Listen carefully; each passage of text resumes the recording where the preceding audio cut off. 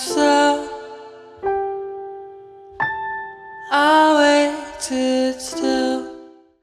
Skandal 1MDB yang memang didalangi oleh Jolo.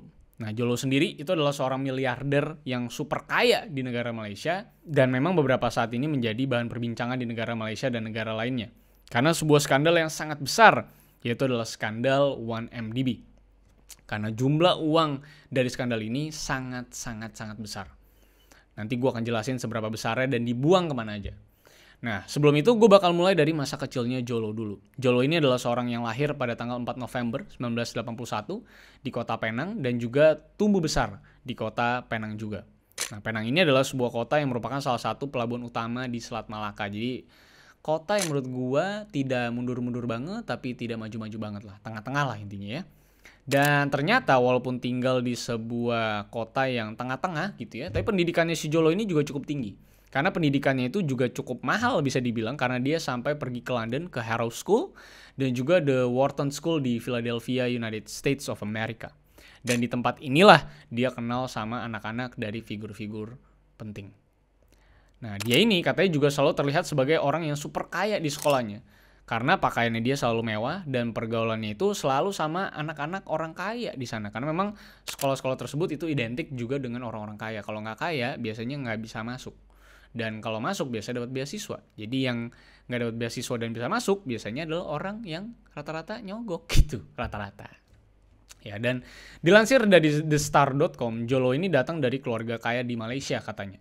Sang ayah itu bernama Larry Loh Hock Peng, adalah seorang eksekutif untuk perusahaan holding investasi bernama MWE Holding. Sementara kakeknya, Lo Meng Tak ini katanya juga punya kekayaan yang sangat besar di Cina dan Thailand melalui kewirausahaannya dalam penambangan biji besi dan berbagai penyulingan minuman keras. Kalau udah tambang-tambangan biasanya duitnya banyak banget lah ya. Dan karena kaya, dia jadinya juga punya koneksi ke banyak orang dan tentunya ke banyak figur-figur yang kaya banget dan berdampak dan punya kaliber besar di Malaysia. Yang tentunya akhirnya menunjang karirnya sampai dia bisa menjadi seorang banker muda yang sukses pada masa itu di Malaysia. Yang sampai suatu ketika, ia ini terlibat dalam sebuah skandal penipuan terbesar di sejarah Malaysia, yaitu skandal 1MDB atau One Malaysia Development Berhad. Nah, 1MDB ini adalah sebuah perusahaan investasi milik negara Malaysia yang dibentuk oleh Najib Razak, seorang Perdana Menteri ke-6 di Malaysia tahun 2009 dan ia mengepalai Dewan Penasihat 1MDB itu sampai tahun 2016. Dan CNBC International menulis perusahaan itu didirikan untuk mendorong investasi dan menstimulasi perekonomian negeri jiran atau Malaysia, dan 1MDB ini berfokus pada proyek-proyek pembangunan strategis di bidang energi, properti, pariwisata, dan agribisnis. Namun memang Malaysia tidak memiliki dana yang cukup saat mendirikan 1MDB ini, sehingga pengelolanya itu melakukan namanya sebuah proses penggalangan dana dengan cara menjual obligasi dan melakukan usaha gabungan atau joint venture dengan pihak asing. Dengan kata lain, menjual mimpi kepada para investor. Nah, banker muda Malaysia yaitu si Jolo ini, sahabat karib Rija Aziz yang merupakan anak tiri dari Najib Razak, itu ikut membantu pembentukan 1MDB ini pada waktu itu karena kedekatannya dengan si Rija Aziz. Jadi punya kepercayaan gitu bisa dibilang ya. Dan mengutip dari Reuters, 1MDB ini memperoleh dana miliaran dolar dari obligasi untuk digunakan di proyek investasi dan usaha gabungan antara tahun 2009 sampai 2013. Sayangnya, uang yang banyak tersebut itu justru dimanfaatkan bukan untuk membangun apapun program yang ada di 1MDB atau yang dijual ke investor, tapi melainkan untuk dilakukan yang namanya pencucian uang dan memperkaya diri sendiri oleh para petinggi dari pihak terkait di 1MDB. Tentunya termasuk dalangnya si Jolo, Najib Razak, dan juga anak tirinya si Aziz. Nah, Departemen Kehakiman atau Department of Justice Amerika Serikat mengatakan setidaknya ada uang sebanyak 4,5 miliar dolar. Banyak banget tuh, 4,5 dolar. Kalau kita rupiahin itu ya, kalkulator kita akan meledak, handphone kita akan shutdown tiba-tiba dan tidak akan nyala lagi karena bingung ngitungnya kayak gimana ke rupiah. Saking banyaknya. Intinya uang sebanyak itu ditransfer katanya ke akun bank luar negeri dan anak perusahaan. Anak perusahaan yang dinyatakan adalah sebuah perusahaan yang sebenarnya tidak aktif, yang nampaknya adalah sebuah perusahaan fiktif yang sengaja dibuat untuk mencuci uang 1MDB ini. Seakan-akan perusahaan tersebut terkait dengan proyek investasi dari 1MDB. Nah, sebagian besar itu malah disebut juga berpindah tangan ke rekening bank pribadinya si Jolo, yang terkenal dengan gaya hidup mewahnya. Nah, kemana aja itu duit sebanyak itu dipakai Jolo tuh untuk ngapain aja? Nah ternyata setelah dana tersebut di tangannya Jolo ini menggunakan dana tersebut untuk memperkaya dirinya sendiri seperti yang tadi gue katakan. Dengan membelikan aset-aset yang mahalnya tidak masuk akal. Nah dilansir dari CNBC Indonesia, barang-barang atau aset-aset yang dibeli sama si Jolo ini mulai dari kondominium mewah yang berada di beberapa lokasi termahal di dunia. Seperti di London, Inggris, Los Angeles, dan New York di Amerika. Biasanya kalau di New York pasti udah di Manhattan. Dan apartemen aja di sana mungkin bisa 1 juta US dollar gitu ya, paling minimal karena memang tempatnya sangat-sangat strategis dan mewah banget seperti yang lo nonton di film-film gitu. Terus juga ada pesawat jet pribadi yang memang dia gunakan selalu untuk terbang kemana-mana. Dan katanya dia juga punya kepemilikan saham di perusahaan musik EMI Music Publishing. Nah, rincian harganya itu cukup detail tuh. Jadi ada perhiasan sekitar 200 juta US dollar, ada penthouse senilai 30,6 juta US dollar, karya seni senilai lebih dari 100 juta US dollar, dan properti yang tersebar di Inggris dan AS itu dengan nilai mencapai hampir 100 juta US dollar. Nah mungkin lo akan bertanya-tanya, kenapa bisa ada sebuah karya seni itu bisa mencapai 100 juta US dollar? Nah lagi, sebuah karya seni itu nggak punya nilai pasti dan nggak punya nilai eksak. Jadi sebuah karya seni itu biasa dinilai oleh seorang kurator yang terpercaya, dan apapun yang kurator tersebut katakan, biasanya harganya mau tidak mau akan diterima oleh para kolektor seni. Jadi ya mungkin mic ini nanti kalau misalnya dikurasi sama seorang kurator gitu, dilihat wah estetik nih, bisa dikasih harga 1 miliar dolar juga bisa. Jadi memang betul-betul tidak ada yang namanya sebuah guideline untuk menentukan harga sebuah karya seni. Makanya memang bisa mahal banget. Nah selain itu juga ada memang dana yang juga disita oleh Departemen Kehakiman AS sebesar 38 juta US dollar. Jadi jika ditotal dengan sumber lainnya yang belum tercantum bahkan di laporan, jadi masih banyak lagi aset-aset yang tidak tercatat, si Jolo ini dan kroni-kroninya itu bisa dibilang kurang lebih menggasak uang negara atau uang investor itu lebih dari sekitar 1,7 miliar dolar AS. Gila ya. Dan jika kita konversikan sekarang, itu mungkin sekitar 24.356 triliun rupiah lewat 1MDB.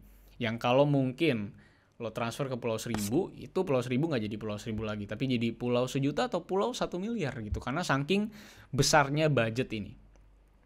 Nah, skandal 1MDB ini memang mendapatkan perhatian yang cukup luas dari pihak internasional. Soalnya memang banyak banget melibatkan negara-negara lain yang menjadi tujuan bagi kejahatan si 1MDB ini atau penipuan atau skandal dari 1MDB ini. Bahkan Indonesia sempat terkait dengan proses penyelidikannya, di mana aset berupa kapal yak super mega yang bernama The Equanimity yang dimiliki oleh Jolo yang sempat diburu katanya oleh FBI yang bekerja sama juga dengan Polri pada saat itu karena merasa bahwa yak ini mungkin sempat warawiri di perairan Indonesia.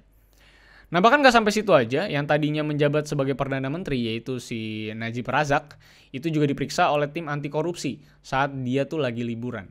Nah katanya di rumah Najib ini saat sudah diperiksa itu ditemukan sebuah kotak yang berisi puluhan juta US dollar dan perhiasan milik istrinya yang terkenal memang memiliki hobi belanja, dan kalau dihitung perhiasan tersebut itu bisa dibilang jumlahnya itu ya mungkin sekitar 0,5 miliar dolar Amerika. Gila ya. Dan mengakibatkan akhirnya si Najib ini ditangkap oleh kepolisian Malaysia dan diadili oleh pemerintah Malaysia karena keterkaitannya dengan skandal 1MDB ini. Nah anak tiri Najib yang bernama Rija Aziz itu juga menggelontorkan puluhan juta US dollar katanya untuk menginvestasikannya kepada film yang super terkenal yang disutradarai oleh Martin Scorsese, yaitu The Wolf of Wall Street yang dibintangi oleh Leonardo DiCaprio. Karena kalau lo tahu prosesnya, katanya memang agak kesulitan untuk bisa mendapatkan investment ke film tersebut. Makanya akhirnya si Rija Aziz dan juga Jolo ikut berpartisipasi untuk melakukan investasi ke dalam film The Wolf of Wall Street. Yang memang gunanya adalah supaya si Jolo ini bisa hidup lebih jet set lagi dan kenal sama banyak aktor-aktor atau aktris-aktris Hollywood. Makanya lo bisa lihat bahwa banyak banget foto-foto Jolo dengan berbagai macam orang dari Hollywood. Karena memang lewat film inilah dia mengukuhkan namanya di lapangan Hollywood. Ya memang sebenarnya filmnya The Wolf of Wall Street jadi mirip sama skandal dia. Sama-sama yang namanya melakukan penipuan investment. Nah Najib Razak sendiri sebenarnya berusaha keras untuk menahan skandal ini terjadi. Bahkan guna menahan kritik, ia juga memperkenalkan sejumlah UU yang represif kepada publik dan juga kepada para penuntut. Namun popularitasnya tetap melorot pastinya. Alhasil memang ia akhirnya kalah telak dalam pemilihan umum atau pemilu di tahun 2018. Karena di tahun tersebut saat dia mengikuti pemilu, skandal ini muncul dan memang akhirnya dia dicap sama publik itu menjadi seorang yang terkait dengan skandal 1MDB atau skandal terbesar di Malaysia dengan jumlah yang gak masuk akal. Dan akhirnya kalah telak. Nah saat itu Perdana Menteri Mahathir Mohamad lalu membuka kembali investigasi atas kasus 1MDB supaya bisa lebih jelas lagi. Dan Najib pun akhirnya disidang kembali sejak April 2019 dan kasusnya mulai mencuat kembali ke permukaan. Namun sejak aliansi Mahathir ini mulai runtuh, yang akhirnya menyebabkan juga ia mundur dan diganti dengan Perdana Menteri baru, yaitu Muhyiddin Yassin, kekhawatiran itu mulai muncul akan bebasnya si Najib Razak ini dari jeratan hukum. Apalagi dakwaan terhadap anak tirinya Rija ini soal 1MDB itu dibatalkan pada bulan Mei 2019. Tentunya publik kan semakin takut apakah si Najib Razak ini juga akan dibebaskan atau dibatalkan persidangannya atau hukumannya seperti anaknya. Namun memang sepertinya kekhawatiran tersebut gak terjadi karena pengadilan pertama tetap mengacu kepada dugaan korupsi 42 juta ringgit atau setara dengan 145 miliar rupiah yang katanya ditransfer ke rekening bank pribadinya melalui SRC. Nah SRC ini adalah anak usaha dari 1MDB ini atau bisa dibilang sebuah perusahaan jadi-jadian atau fiktif buat cuci uang. Nah meski sudah banyak hal yang membuktikan bahwa Najib Razak ini adalah satu orang yang ikut terjun dan terkait dengan korupsi besar ini, pengacara Najib itu bersikeras bahwa kliennya itu tidak bersalah sama sekali.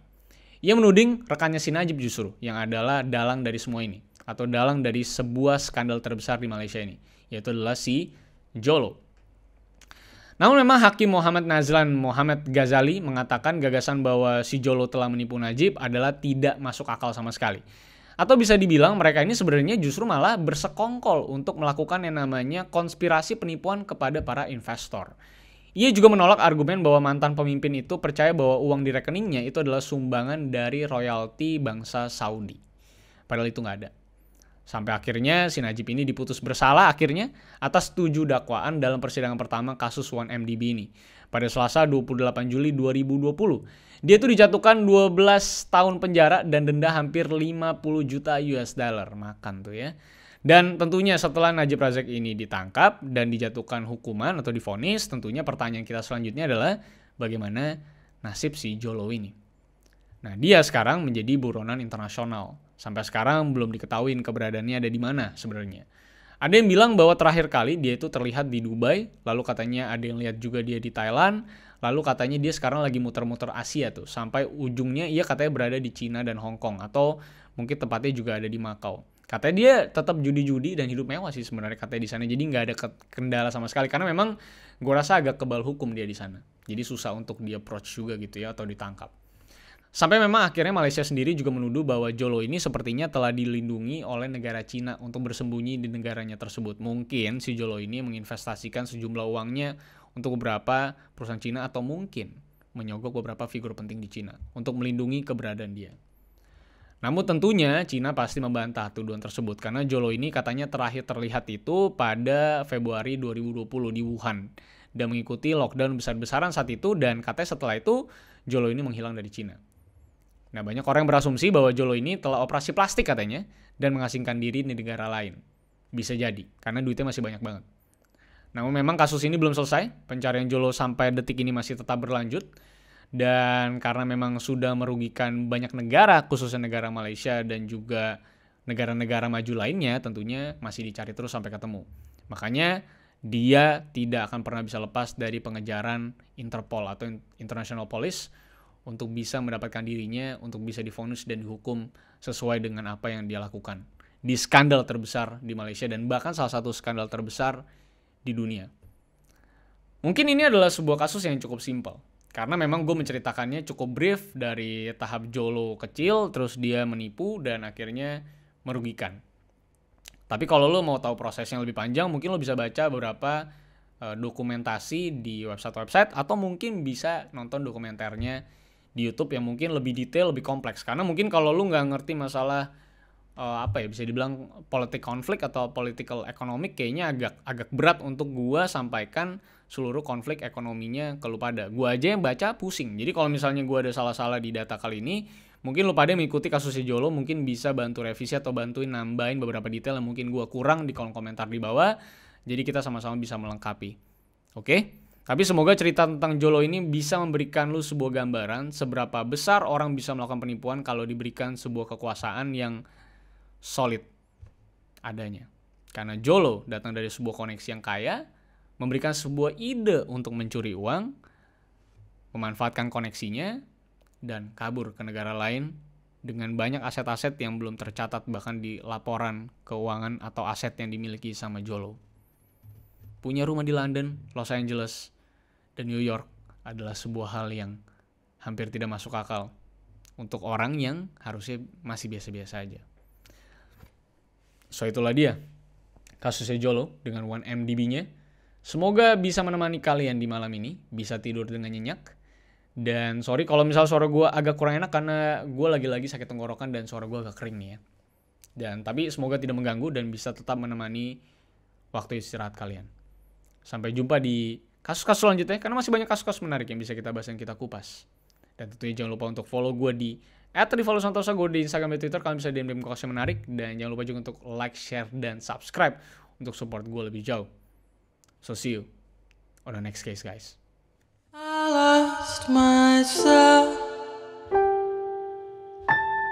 I waited still for a glimmer to arrive.